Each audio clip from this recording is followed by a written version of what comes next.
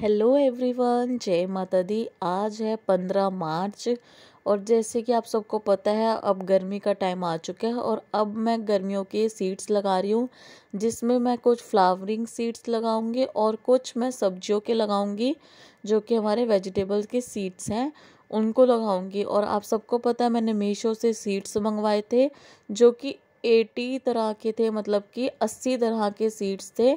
और उसमें से मैंने वो सीड्स लगाने हैं जो जो हम गर्मी में लगा सकते हैं, और कुछ भी और भी थे उसमें गर्मी के, पर अभी मैं ज़्यादा नहीं लगाऊंगी क्योंकि आप सबको पता है विंटर्स के प्लांट्स भी अभी तक लगे हुए हैं। और अगर आपने सीड्स नहीं लगाए तो अभी बहुत अच्छा टाइम है, मार्च में अभी आप ग्रो कर सकते हैं इन सब सीड्स को। इसमें आप देख सकते हैं बहुत तरह के सीड्स हैं। और यहाँ पे अब मैं कुछ कोकोपीट ले चुकी हूँ, सिर्फ और सिर्फ मैं कोकोपीट में ही लगाऊंगी और थोड़ा सा फंगीसाइड ऐड करूँगी जो कि साफ फंगीसाइड है। तो आप इसे ज़रूर ऐड करें ताकि किसी भी तरह से फंगल की वजह से हमारे सीड्स ख़राब ना आए। और ये जो आप देख रहे हैं ये सीडलिंग ट्रे है जिससे बहुत अच्छे से हमारे जो सीड्स है जर्मिनेट होते हैं, और इसमें होल भी हुआ हुआ है, सब कुछ है। और ये सीड्स देख सकते हैं बहुत तरह के हैं, कम से कम मैं 40 तरह के सीड्स लगा रही हूँ, 40 या 30 तरह के हैं इसमें। और मैंने देख लिया है कि कौन कौन से मुझे लगाने हैं। तो ये देख सकते हैं यहाँ पे लौकी के हैं और 2-3 तरह की इसमें लौकी थी, और इसमें स्वीट कॉर्न है और लालसा, मतलब कि जो लालसा करके एक आता है अमरनाथ कहते हैं जिसे, 2 तरह के साग होते हैं वो, एक रेड और ग्रीन, तो वो है जिसे हमें डायरेक्ट लगाना होता है।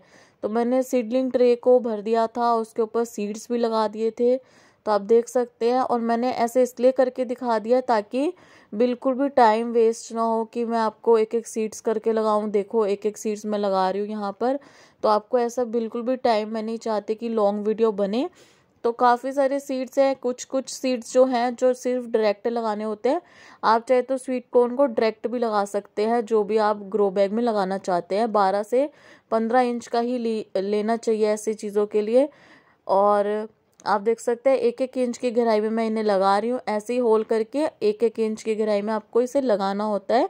आप चाहे तो इसे डायरेक्ट लगा सकते हैं 15 से 20 इंच के ग्रो बैग्स में, और उसमें अच्छे ग्रो बैग में अच्छे इसमें होंगे। अगर आप छोटे में लगाएंगे तो आपको ज़्यादा खाने को स्वीट कॉर्न नहीं मिलेंगे, जितना ही बड़ा ग्रो बैग होता है और उतनी हमें सबको ही पता है फ्रूटिंग मिलती है। तो बड़े से बड़े ग्रो बैग में हमें इसे लगाना चाहिए। आप चाहे तो डायरेक्ट भी लगा सकते हैं, पर अभी मेरे पास स्पेस की कमी है।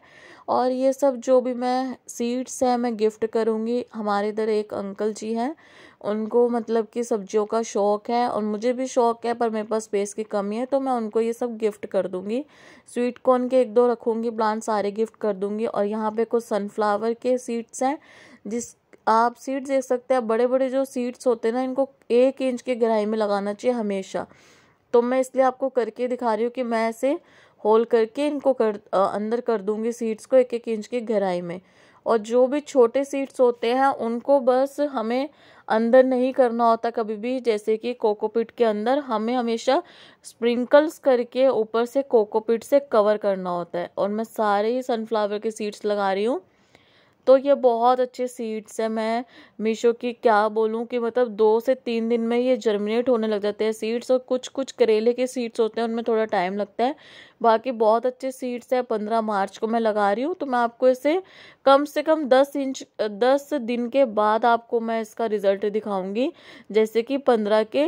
और जैसे 15 को मैं लगा रही हूँ तो मैं आपको इसका रिजल्ट 25 तारीख को दिखाऊंगी, मतलब कि पूरे 10 दिन बाद। वैसे तो ये 2 से 3 दिन में काफ़ी अच्छे से ग्रो होने लग जाते हैं, पर मैं आपको 10 दिन का दिखाऊंगी ताकि वो अच्छा आपको लगे कि हाँ चलो अच्छे से। मैं आपको जब प्लांट्स रेडी दिखे मुझे, तब मैं आपको 10 दिन के बाद दिखाऊंगी। और आप लौकी को किसी भी तरह से लगा सकते हैं, सीधी लौकी का सीड्स खड़ा करके लगा सकते हैं, ऐसे लटा के लगा सकते हैं। और 1-1 इंच के गहराई में लगाना चाहिए कोई भी सीड, जो बड़े सीड्स होते हैं। ऐसा नहीं कि ऊपर ऊपर सीड्स है और हमें उसे और अच्छे से अंदर नहीं किया, नहीं तो फिर ये सीड्स जो होते हैं अच्छे से जर्मिनेट नहीं हो पाते। तो इसको अंदर तक इसका को जो 1 इंच की गहराई में हमेशा इसका सीड्स होने चाहिए, बड़े वाले सीड्स जो होते हैं। और छोटे वाले को हमेशा स्प्रिंकल करके हल्की सी परत हमें कोकोपीट की लगानी चाहिए, ऊपर से स्प्रिंकल करनी चाहिए थोड़ी सी ही कोकोपीट। बाकी ये देख सकते हैं सारे मैं ऐसे लगा दूंगी। और उसके बाद फंगीसाइड का जो पानी होता है उसको मैं स्प्रे कर दूंगी। तो मैं ऐसे ही सीड्स लगाती हूँ। आप चाहे तो इसे डायरेक्ट लगा सकते हैं ग्रो बैग्स में, क्योंकि ऐसे जो सीड्स होते हैं हमें डायरेक्ट ही लगाने चाहिए। और अगर स्पेस की कमी है या आपको किसी को प्लांट्स देने हैं तो आप कैसे डायरेक्ट लगाएंगे। तो मुझे ये सारे प्लांट्स ज़्यादातर गिफ्ट ही करने थे, इसलिए मैं डायरेक्ट नहीं लगा रही हूँ।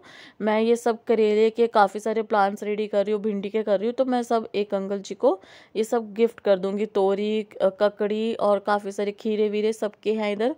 तो मैं आपको लगाना सिखा रही हूँ। और ये 1-1 इंच की गहराई में जाएंगे बड़े सीड्स, और ये छोटे से हैं, इनको बस हल्की सी कोकोपीट से देखो ऐसे कवर करना है, बिल्कुल हल्का सा। तो यही चीज़ मैं सिखा रही हूँ कि इनको कवर करना। तो जैसे यहाँ पे कोचिया क्या है, बिल्कुल हल्का सा कवर करना है। ऐसा नहीं है कि 1-2 इंच की गहराई तक आप इसको अंदर कर दे, अंदर सीड चले जाएंगे तो ये बिल्कुल कवर हो जाएंगे ज़्यादा कोकोपीट से, तो ये सारे गल जाएंगे, ख़राब हो जाएंगे, अंदर ही दबे रह जाएंगे। तो इसलिए मैं अब जैसे शिमला मिर्च और मिर्च के आप देख रहे हैं बहुत छोटे हैं, तो इसको भी ऐसे करना है। और आप ये देख सकते हैं यहाँ पे मैरीगोल्ड के सीड्स है, ये भी बहुत छोटे छोटे से हैं। तो इनको बस स्प्रिंकल्स करना होता है ऊपर से थोड़ा सा कोकोपीट से, और कवर करना होता है हल्का सा। ऐसा नहीं है कि ओपन छोड़ देना है इनको कि छोटे हैं। तो ये देखिए करेले को भी 1 इंच की गहराई में आपको करना है।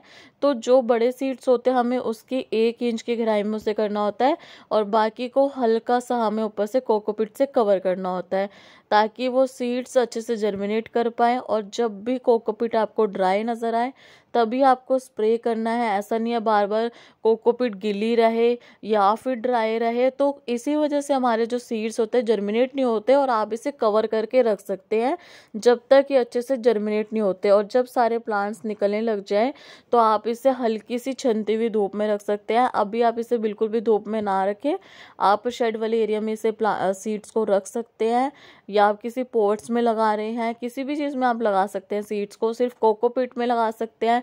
और मैं अब हमेशा से बताती हूँ खाद और कोकोपीट ऐड करके कर सकते हैं, कैसे भी लगा सकते हैं। Thank you so much.